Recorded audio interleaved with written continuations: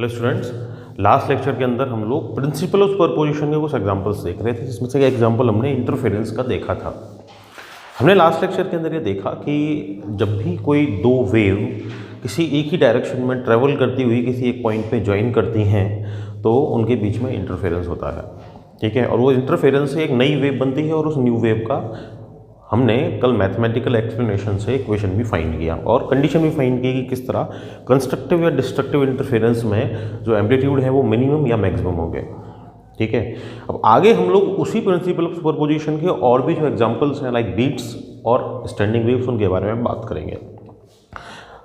अगर मैं standing waves या स्टेशनरी वेव्स की बात करूं तो स्टैंडिंग वेव्स या स्टेशनरी वेव्स में भी अपन को 2 और मोर देन 2 वेव्स रिक्वायर्ड होती हैं, ठीक है।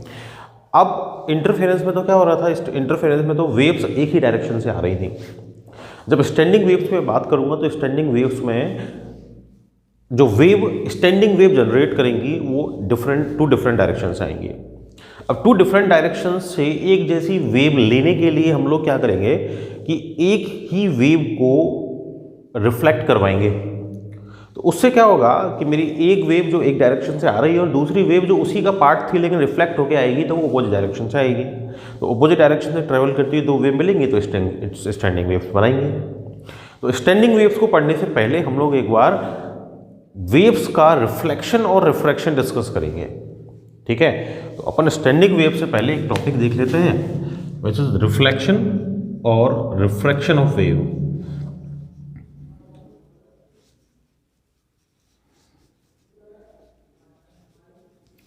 अच्छा, अपन ने रिफ्लेक्शन और रिफ्रैक्शन पढ़ा तो है पहले, है ना। लाइट के लिए पढ़ा है, लाइट के लिए पढ़ा है। लाइट भी तो वेव हो सकती है वेव थ्योरी के अकॉर्डिंग।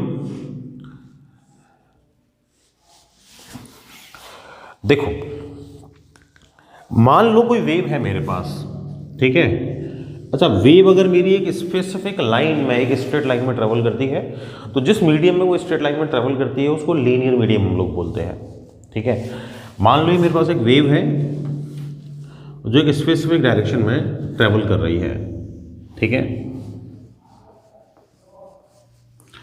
अभी वेव जब मेरी एक स्पेसिफिक डायरेक्शन में ट्रेवल कर रही है तो क्या होगा कि ये वेव का एक स्पेसिफिक मीडियम है। अगर मान लो इस वेव का मीडियम चेंज हो, ठीक है, यहां इसका मीडियम चेंज हो गया, ये मीडियम 1 था, इधर मीडियम 2 था। तो मीडियम के चेंज होने पे क्या होगा कि वेव क्या है, एक डिस्टर्बेंस है। इस डिस्टर्बेंस का कुछ पार्ट तो ट्रेवल करता हुआ आगे निकल जाएगा, ठीक है। यहां मैं मान लेता हूं कि यहां से मेरा मीडियम चेंज हुआ है तो इस डिस्टर्बेंस का कुछ पोर्शन तो क्या करेगा, ट्रेवल करता हुआ आगे निकल जाएगा और इसका कुछ पोर्शन वापस आ जाएगा, ठीक है। ये कब हुआ, जब मीडियम चेंज हुआ, ठीक है।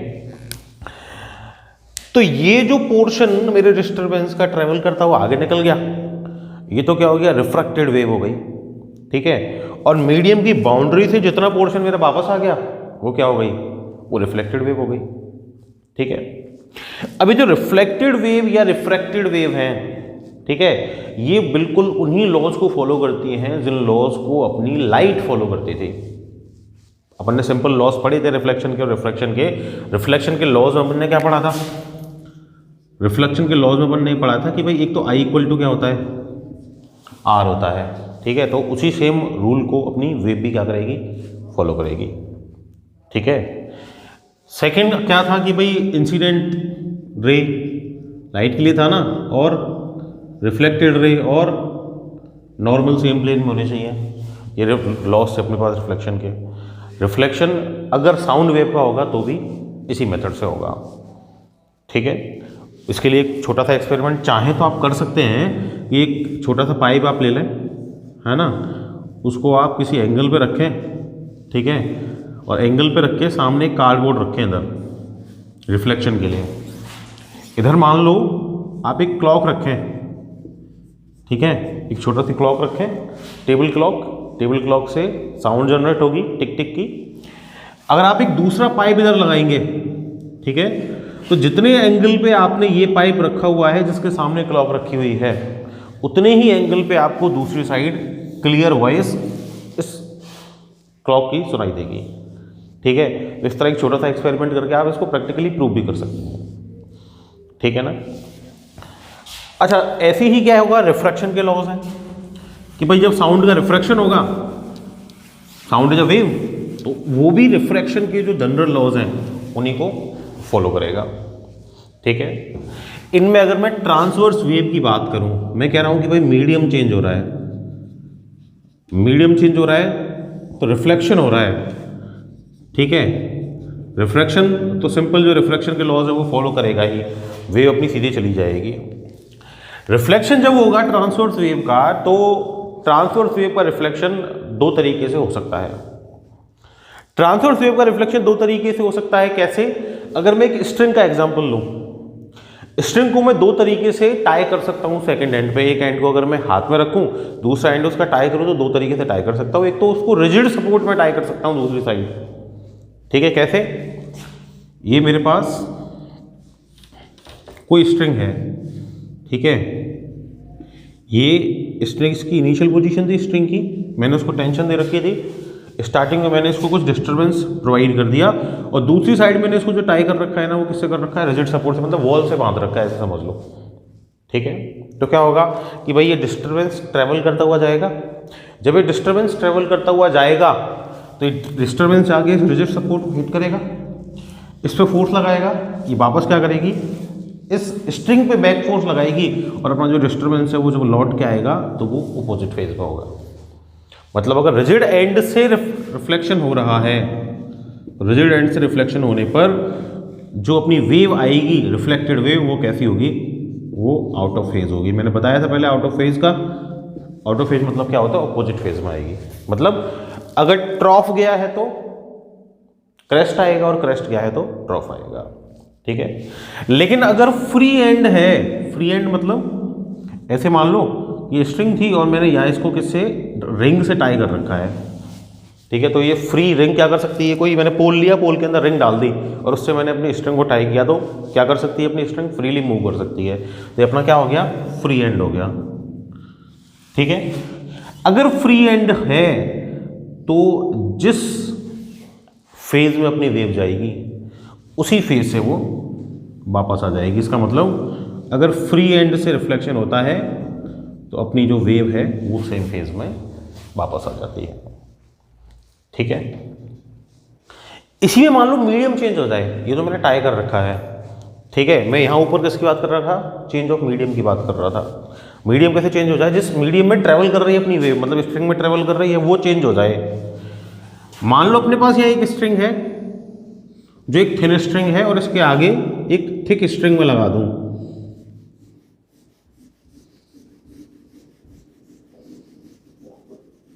ठीक है। ये थिन स्ट्रिंग से मेरी वेव ने ट्रेवल करना स्टार्ट किया, एक डिस्टर्बेंस यहां से गया है। जो थिन स्ट्रिंग है that will behave as rare medium, जो थिक स्ट्रिंग है that will behave as denser medium.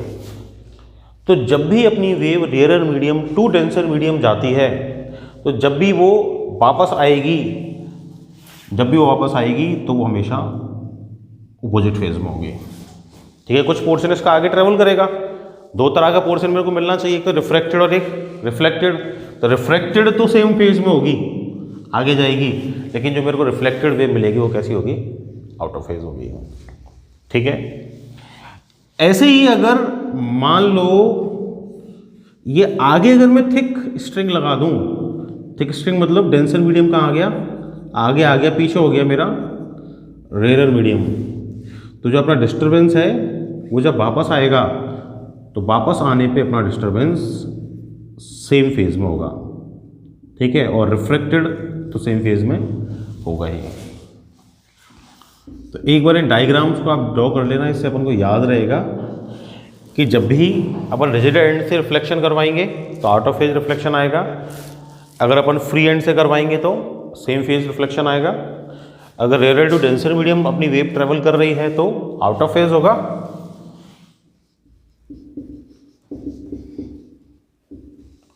और अगर डेंसर टू रेयर है तो सेम फेज में आएगा। तो इस तरह अपनी वेव्स का रिफ्लेक्शन होता है, ठीक है। So this is reflection of wave. अब ये जो रिफ्लेक्शन ऑफ वेव है, तो इसमें क्या होगा कि कुछ वेव तो सेम फेज में आ रही है, कुछ आउट ऑफ फेज आ रही है, ठीक है। तो आउट ऑफ फेज होने का मतलब क्या है कि उसकी जो डायरेक्शन है वो पॉजिटिव से कहाँ चली गई, नेगेटिव पोर्शन में चली गई। तो अगर अपनी वेव ऊपर से आई ए साइन ओमेगा टी माइनस के एक्स, तो जो आउट ऑफ फेज होगी दैट विल बी माइनस का A sine omega T minus के एक्स, ठीक है। आउट ऑफ फेज होगी, नेगेटिव साइन आएगा। अब वापस भी आ रही है, मान लो ये वेव तो इधर से गई थी, ये पॉजिटिव एक्स डायरेक्शन में गई थी, तो अपन ने ओमेगा टी माइनस के एक्स कर दिया, ठीक है। वेव का इक्वेशन माइनस के एक्स इसलिए था, बताया था मैंने, अगर अपनी वेव पॉजिटिव एक्स डायरेक्शन में ट्रेवल करे तो वापस आएगी तो x will be minus x, then my equation will be minus का A sine omega T plus के x. This will be the equation of reflected wave. अगर सेम फेज में आई है तो प्लस, अपोजिट फेज में आई है तो माइनस। तो इसी तरह की दो वेव्स अपन क्या बना सकते हैं, स्टैंडिंग वेव्स बना सकते हैं, which is our next topic. उसको अपन देखते हैं, देखें।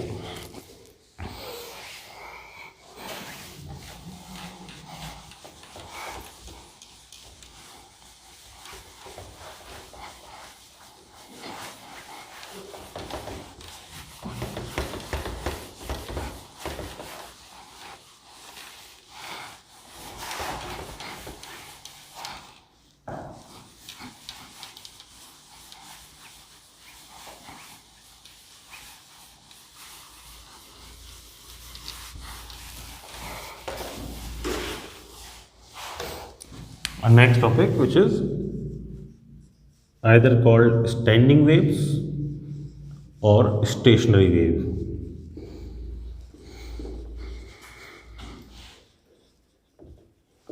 अच्छा, अपनी स्टैंडिंग वेव्स या स्टेशनरी वेव्स ट्रांसवर्स भी हो सकती हैं, ट्रांसवर्स वेव से भी बन सकती हैं और लॉन्गिट्यूडनल वेव से भी बन सकती हैं, ठीक है। ट्रांसवर्स वेव, अच्छा, हमारे बहुत सारे जो म्यूजिकल इंस्ट्रूमेंट्स हैं उनके अंदर स्टेशनरी वेव से स्टैंडिंग वेव जनरेट होती हैं, जैसे कि गिटार हो गया, वायलिन हो गया, मतलब जिनमें स्ट्रिंग लगी हुई है काफ़ी सारे, उन सब के अंदर जो स्टैंडिंग वेव जनरेट होती हैं वो सारी की सारी ट्रांसवर्स स्टैंडिंग वेव्स हैं, ठीक है।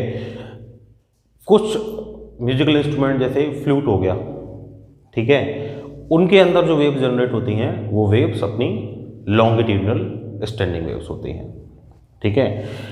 अच्छा, जब भी स्टैंडिंग वेव जनरेट होंगी तो मैं ये कहता हूं कि भाई दो वेव अपोजिट डायरेक्शन से आनी चाहिए, ठीक है। इसको मैं एक एग्जांपल से, एक डायग्राम से समझ सकता हूं। एक डायग्राम देखें अपन, उससे अपन स्टैंडिंग वेव्स को समझने की कोशिश करेंगे। देखें, मैं दो वेव ले रहा हूं, दो जो टू डिफरेंट डायरेक्शन से आगे, टू अपोजिट डायरेक्शन से आगे और ज्वाइन कर रही हैं, ठीक है। वो एक ही वेव के पोर्शन है, इसमें से एक एक्चुअल वेव है और दूसरी जो वेव है वो रिफ्लेक्ट होके आई है।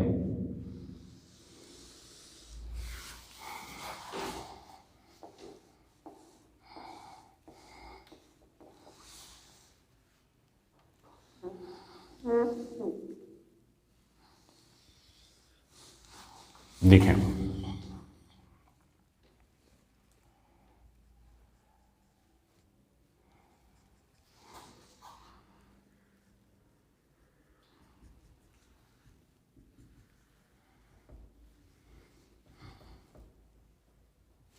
Late there are two waves, है ना, और अपनी जो वेव है वो जो रिफ्लेक्ट होकर आ रही है वो किसी डेंसर मीडियम से रिफ्लेक्ट होकर आ रही है, तो वो ऑब्वियस सी बात है कि स्टार्टिंग में कहाँ आएगी, आउट ऑफ फेज आएगी, ठीक है। तो लेट, एक तो मेरी वेव फर्स्ट ये है, ठीक है, और सेकंड जो मेरी वेव है वो इधर से आ रही है ट्रेवल करके, ठीक है। लाइट ये जो बीच वाला मीडियम है यहाँ के दोनों ज्वाइन करती हैं, ठीक। दोनों का जो एम्पलीट्यूड है वो मैंने सेम लेट कर लिया है। वेव यहाँ से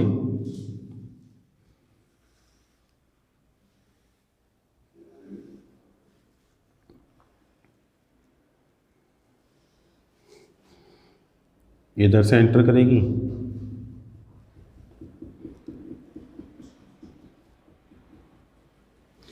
और इनिशियली t इक्वल टू 0 पे ये जो दोनों वेव जब ज्वाइन करेंगी तो एक ऐसी वेव जनरेट करेंगी जिसमें एनर्जी कहीं भी ट्रेवल नहीं करेगी।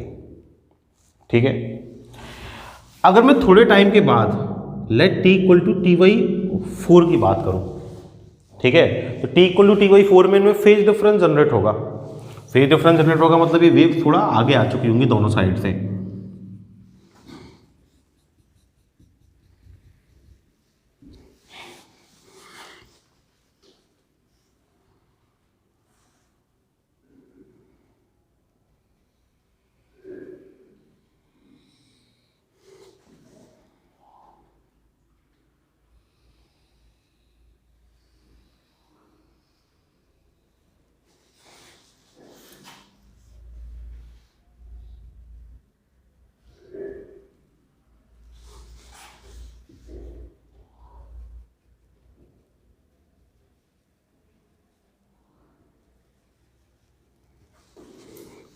जब t equal to t by 4 होगा तो ये वेव्स सेम फेज में आके ज्वाइन करेंगी। ठीक है, सेम फेज में आके ज्वाइन करेंगे तो क्या होगा कि देखो कुछ पॉइंट्स पे तो अपन को जो एम्पलीट्यूड है ना वो जीरो मिल रहा है। यहाँ के ज्वाइन कर रही है तो यहाँ मेरे को एम्पलीट्यूड क्या मिल रहा है, इन पॉइंट्स पर जीरो मिल रहा है। ये कुछ पॉइंट्स हैं जहाँ मुझे एम्पलीट्यूड क्या मिल रहा है, मैक्सिमम मिल रहा है। तो जो ये स्टैंडिंग वेव्स बन रही हैं इनमें जिन पॉइंट्स पे मुझे एम्पलीट्यूड मैक्सिमम मिलता है इन पॉइंट्स को अपन बोलते हैं एंटी नोड। इनको A1, A2, A3, A4 से अपन डिनोट कर सकते हैं। ठीक है, means the points in the standing waves at which the amplitude is maximum are called anti nodes. ऐसे कुछ पॉइंट मुझे ऐसे मिले जिन पे मेरा एम्पलीट्यूड क्या है, मिनिमम है, जीरो है। ये जो पॉइंट्स हैं इन पॉइंट्स को अपन बोलते हैं क्या, नोड। इनको अपन डिनोट करते हैं N1, N2, N3 से। आगे भी जब मैं इसको और इंक्रीज करूंगा t equal to t by 2 के लिए, 3T/4 के लिए, तो इसी तरह के डायग्राम्स मेरे को रिपीट होंगे। ठीक है, तो मैं आगे के डायग्राम्स नहीं बना रहा हूं। टोटल जो मैं बात बताना चाह रहा हूं वो ये है कि जब भी ये दो वेव एक दूसरे से मिल रही हैं, ठीक है, तो एक दूसरे से मिलने पर कुछ पॉइंट्स पर तो एम्पलीट्यूड मिनिमम जीरो होते हैं, कुछ पॉइंट्स पर एम्पलीट्यूड मैक्सिमम होते हैं। मैक्सिमम एम्पलीट्यूड वाले पॉइंट्स को अपन एंटी नोड बोलते हैं, जीरो एम्पलीट्यूड वाले पॉइंट्स को अपन नोड बोलते हैं।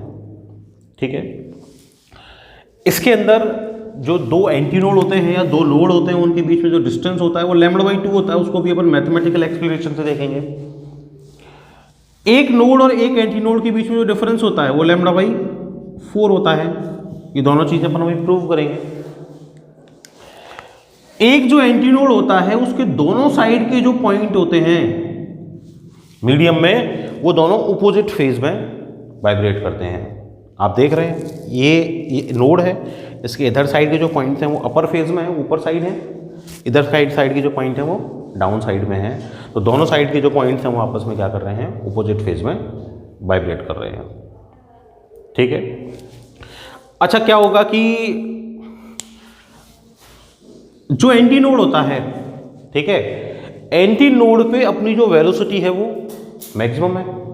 ठीक है, मैक्सिमम एम्पलीट्यूड के साथ मैक्सिमम वाइब्रेशन आ रहा है। नोड पे जो अपना वेलोसिटी है वो कैसा है, जीरो है।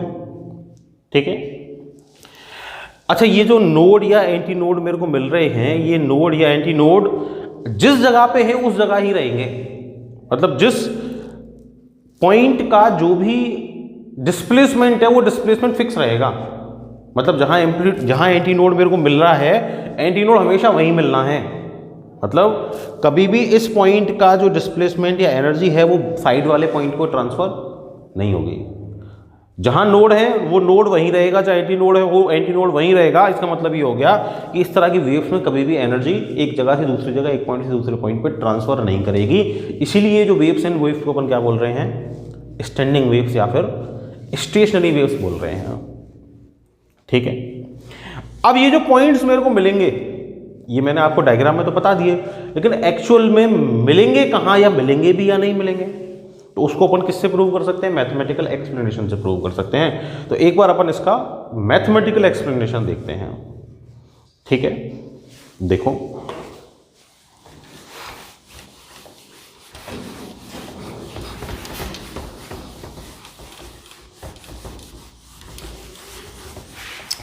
मैं ये लेट कर लेता हूँ कि मेरे पास ये आई एम हैविंग 2 वेव्स, ठीक है। अब 2 वेव मेरे को चाहिए, तो एक तो मैं मान लेता हूँ वो वेव है y1 equal to a sine omega T minus के एक्स, जो एक साइड से ट्रेवल करती हुई गई थी, ठीक है। अब स्टैंडिंग वेव्स उसी वेव के दूसरा पोर्शन जो रिफ्लेक्ट होकर आया है उन्हीं के आपस में सुपरपोजिशन से मिलता है। तो दूसरा पोर्शन जो सामने से आया y2, एम्पलीट्यूड तो वही रहेगा उसका a sine omega T minus के, और अपोजिट डायरेक्शन से आया इसलिए क्या हो गया वो माइनस एक्स। अब वो रिफ्लेक्ट होके आया था, वो डेंसर मीडियम से भी आ सकता है और रेयर मीडियम से भी आ सकता है, दोनों से आ सकता है। तो पॉजिटिव भी हो सकता है और नेगेटिव भी हो सकता है। That means y2 can be plus minus a sine omega T plus के एक्स, ये हो सकता है। This will be our first wave which is traveling, second is which is reflected wave, ठीक है। अब प्रिंसिपल ऑफ सुपरपोजिशन क्या कहता है कि भाई y इक्वल टू क्या होता है y1 plus y2, principle of superposition तो यही कहता है कि y वेक्टर इक्वल टू क्या होता है y1 vector plus y2 vector, ठीक है।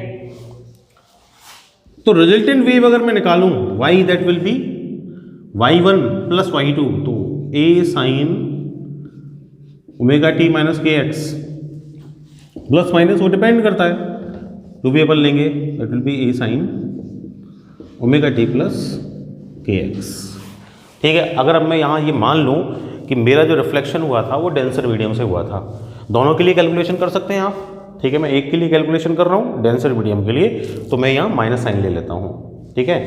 तो डेंसर मीडियम अगर मैं लेट कर रहा हूँ तो y इक्वल टू क्या हो जाएगा, a कॉमन ले लूँ साइन ओमेगा टी माइनस के एक्स एंड माइनस का साइन ओमेगा टी प्लस के एक्स, ये हो जाएगा। That means y equal to क्या हो जाएगा a, इसको sine a minus B, sine a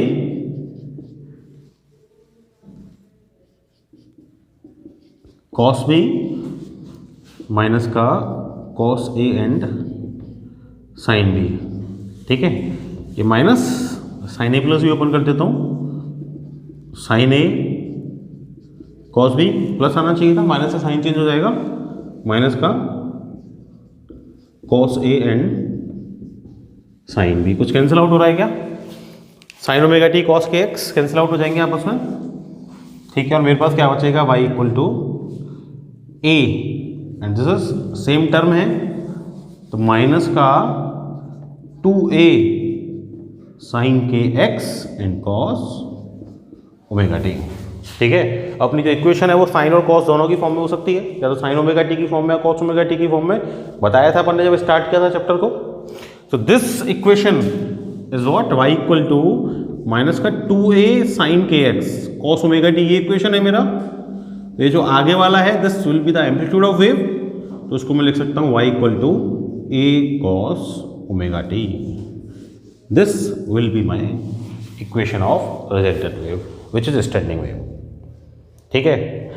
अब यहाँ जो ये a है ना एम्पलीट्यूड, ये a, ये क्या है माइनस का 2a साइन के एक्स है, तो ये डिपेंड किस पे कर रहा है, इस x की वैल्यू पे, मतलब पोजीशन के अकॉर्डिंग जो x है ना वो एम्पलीट्यूड हर एक के लिए कैसा होगा, डिफरेंट डिफरेंट होगा। और यही अपन ने देखा था भी डायग्राम में कि हर एक पॉइंट के लिए एम्पलीट्यूड कैसा है, डिफरेंट डिफरेंट है, ठीक है। जबकि आप याद करो प्रोग्रेसिव वेव्स में क्या होता है, प्रोग्रेसिव वेव में जो एम्पलीट्यूड होता है ना वो हर एक पॉइंट के लिए फिक्स होता है, हर एक पॉइंट अपना मैक्सिमम डिस्प्लेसमेंट लेगा ही लेगा, मतलब एम्पलीट्यूड की वैल्यू प्रोग्रेसिव वेव में कैसी होती है, फिक्स होती है।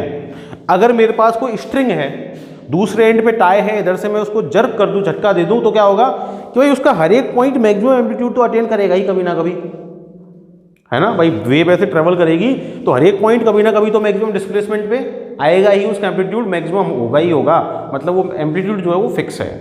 लेकिन यहाँ हर एक पॉइंट के लिए एक्स के अकॉर्डिंग एम्पलीट्यूड कैसा होगा, डिफरेंट डिफरेंट होगा, ठीक है। तो इसका मतलब मैं पोजीशन के अकॉर्डिंग क्या एम्पलीट्यूड होगा वो फाइंड कर सकता हूँ। अब मेरे जो नोड और एंटी नोड थे वो एम्पलीट्यूड ही तो थे भाई, जिसका मैक्सिमम वहाँ क्या मिल रहा है मेरे को एंटी नोड, जिसका जीरो वहाँ क्या मिल रहा है मुझे नोड, तो मैक्सिमम कहाँ मिलेगा या जीरो कहाँ मिलेगा, उसकी पोजीशन मुझे, इसकी कंडीशन मुझे यहाँ से पता चल सकती है। तो देखें,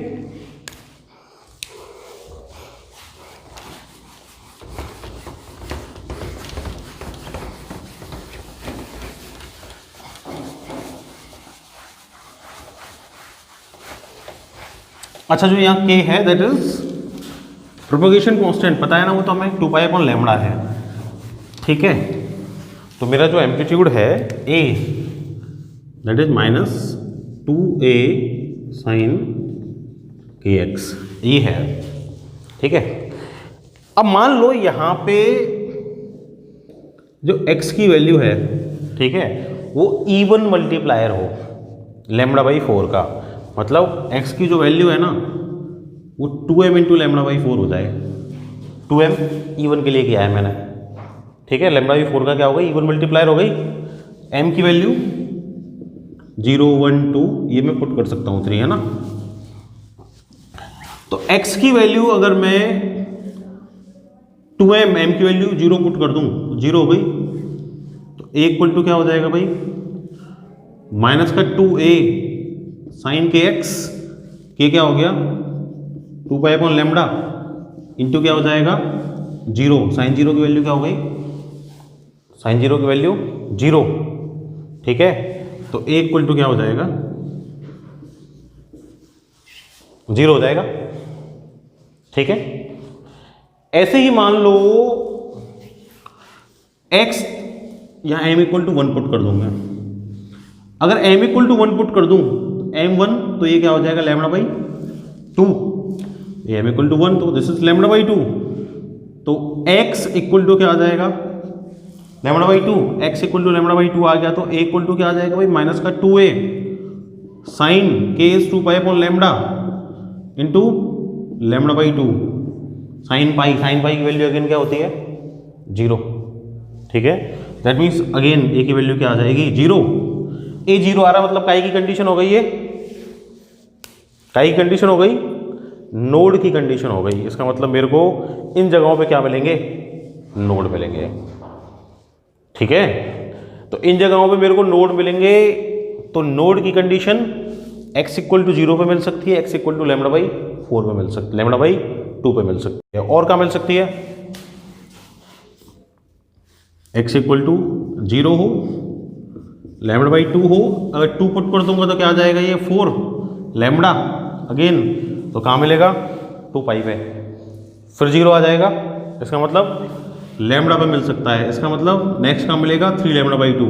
तो इन पोजीशंस में मेरे को क्या मिलेंगे, हमेशा नोड मिलेंगे, ठीक है। तो these will be the conditions of nodes, 0 λ/2 lambda 3 λ/2, ठीक है भाई। अच्छा, अगर मैं λ/4 का ऑड मल्टीप्लायर रखूं, मतलब मेरे जो x की वैल्यू है ना वो 2m + 1 λ/4 हो जाए, ये कंडीशन तो है नोड के लिए, this is for anti node, ठीक है। m = वही 0 1 2 3 ये हो सकता है, ठीक है। अब मान लो m = 0 पुट कर दूं, 0 क्या आ जाएगा λ/4।